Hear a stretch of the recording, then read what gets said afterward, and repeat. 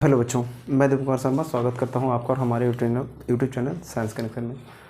तो आज हम लोग शुरू कर रहे हैं फिजिक्स का first chapter, that is electrostatics. ये फर्स्ट यूनिट होता है इलेक्ट्रोस्टैटिक्स। इलेक्ट्रोस्टैटिक्स का पहला चैप्टर है हमारा इलेक्ट्रिक चार्जेज एंड फील्ड।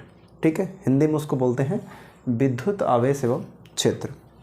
तो देखो यार, 11th क्लास में हम लोग बहुत ही बेसिक चीज़ों के बारे में पढ़ाई करी थी। फिज़िक्स किसे कहते हैं और फिजिक्स के ब्रांचेज कितने हैं, बहुत सारी बातें।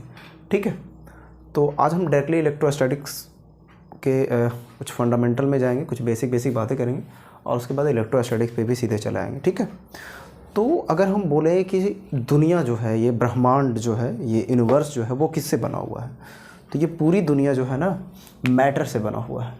दुनिया बोले तो ब्रह्मांड। ठीक है, ये ब्रह्मांड किससे बना हुआ है? मैटर से। मैटर का मतलब होता है पदार्थ। पदार्थ के बारे में 9th क्लास में आप लोग पढ़े होंगे। और ये मैटर के दो प्रॉपर्टीज़ होते हैं।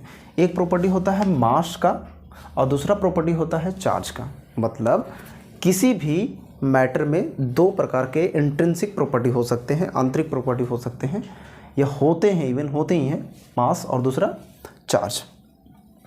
11th क्लास में हम लोग अभी तक पढ़ रहे थे कि मास जो होता है ना, कांस्टेंट होता है, अचर होता है, मतलब नहीं बदलता है। ठीक है, एकदम लकीर के फ़कीर जिसको बोलते हैं।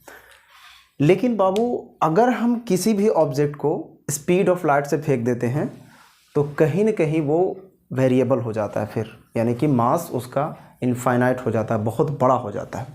ठीक है, एक फॉर्मूला है जो यह बताता है कि मास जो है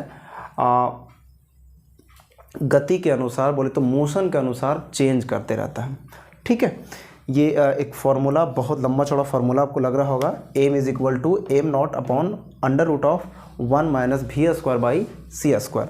ठीक है, m जो होता है सापेक्षीय द्रव्यमान होता है, मतलब जो बाद में हमारे पास कैलकुलेट करके आने वाला है। m नॉट जो रेस्ट मास होता है, जो शुरुआती समय का मास, v है वेलोसिटी ऑफ ऑब्जेक्ट और c होता था हमारा speed of light, that is 3 × 10⁸ metre per second. ठीक है, तो अभी तक हम लोग यही पढ़ते आए हैं कि मास जो होता है कांस्टेंट होता है, अचर होता है, लेकिन वास्तव में ऐसा नहीं होता है। हम बता चुके हैं कि यदि किसी भी ऑब्जेक्ट को स्पीड ऑफ लाइट से फेंक दिया जाए तो कहीं ना कहीं उसका मास जो है इनफाइनाइट हो जाता है। ठीक है, तो अब लोग इलेक्ट्रोस्टैटिक्स पे आते हैं। ये हमारा मेन टॉपिक है फिजिक्स का, तो इस चैप्टर का यहीं से शुरुआत हम लोग का होता है।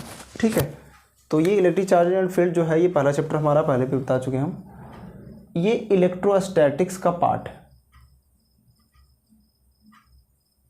ठीक है, फिजिक्स में 10 यूनिट है टोटल, 12th फिजिक्स में। उसमें पहला यूनिट है हमारा इलेक्ट्रोस्टैटिक्स। इलेक्ट्रोस्टैटिक्स में 2 चैप्टर्स हैं। तो पहला चैप्टर हमारा इलेक्ट्रिक चार्ज एंड फील्ड है।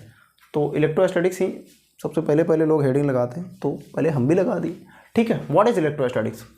तो पहले इसका मतलब समझ लो। इलेक्ट्रोस्टैटिक्स 2 ग्रीक वर्ड से मिलकर बना हुआ है, इलेक्ट्रो और दूसरा स्टैटिक। इलेक्ट्रो का मतलब इलेक्ट्रॉन, मतलब चार्ज।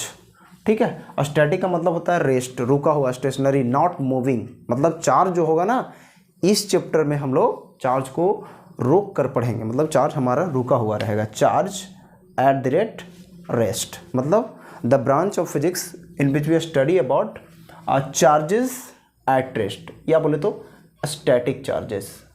ठीक है, मतलब रुके हुए चार्जेस के बारे में अध्ययन करते हैं, स्टेशनरी चार्जेस के बारे में अध्ययन करते हैं। देखो, अगर चार्ज मूव करने लगेगा तो वो करंट इलेक्ट्रिसिटी हम लोग पढ़ेंगे चैप्टर नंबर 3 में। ठीक है, तो हिंदी में भी लिखा हुआ भौतिकी की वह शाखा जिसमें हम लोग रुके हुए आवेश के बारे में अध्ययन करते हैं, उसे स्थिर वैद्युतिकी कहते हैं। ठीक है, तो मास के बारे में आप लोग को तो पता ही होगा। द्रव्यमान, किसी भी वस्तु में द्रव्यमान पाया जाता है, इसी के कारण गुरुत्वाकर्षण बल लगता है। ये 9th क्लास में आप लोग पढ़े होंगे। अब जो एकदम 9वां 10वां और 11th पूरा ख़त्म करके आए हैं, तो भैया भगवान आपका भला करे, बेस्ट ऑफ लक। ठीक है, तो ये चार्ज क्या होता है सर, ये मेन हमारा फंडा यही है आज का, व्हाट इज चार्ज। तो देखो यार, चार्ज बड़ा नॉटी व्यक्ति है, नॉटी मनुष्य है, मानुष है। चार्ज को हम लोग हिंदी मीडियम बोलते हैं आवेश। इसे बड़का क्यू या फिर हम लोग छोटका क्यू से सूचित करते हैं। ठीक है, बड़ा वाला क्यू लिख दीजिए या छोटा वाला क्यू।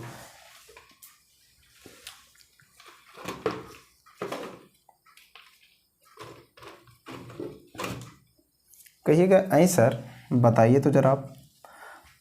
C4 चार्ज होता है तो C से सूचित करना चाहिए, लेकिन हम आपको बताते हैं C से क्यों नहीं सूचित किया जाता है, क्योंकि चार्ज का जो SI यूनिट होता है वो कूलम होता है, ठीक है, और कूलम को हम लोग C से सूचित करते हैं, तो इसी वजह से चार्ज के लिए हम लोग Q को न्योता देके बुला लिए और इसको रख दिए, ठीक है। क्या चार्ज है सर?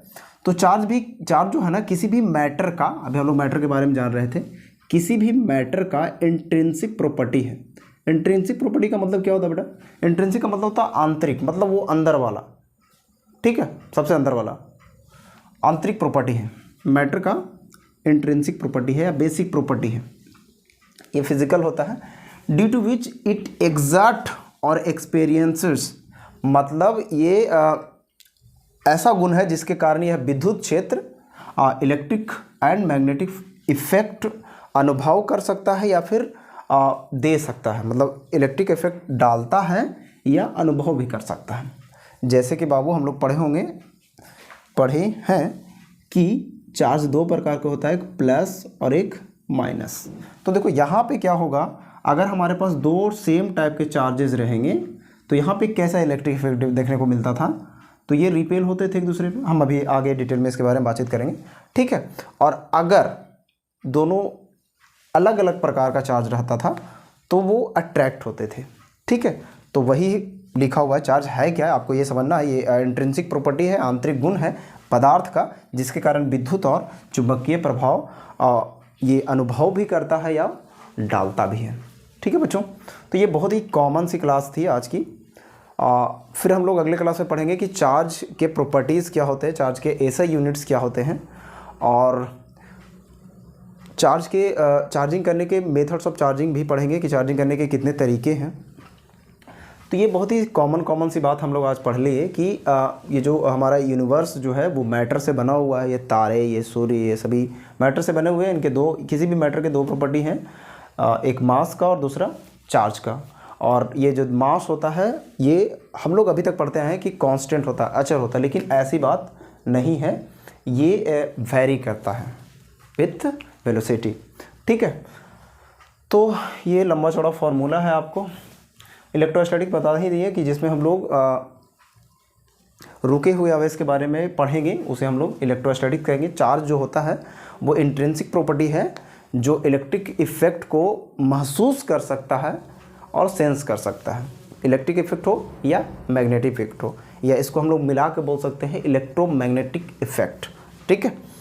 तो ये दोनों काम करता है, महसूस भी कर सकता है और इफेक्ट डाल भी सकता है, बस यही याद रखिएगा। और दो प्रकार के चार्जेस होते हैं, अभी धीरे धीरे हम आपको सारी बातें धीरे धीरे हम आपको बताने वाले हैं, ठीक है।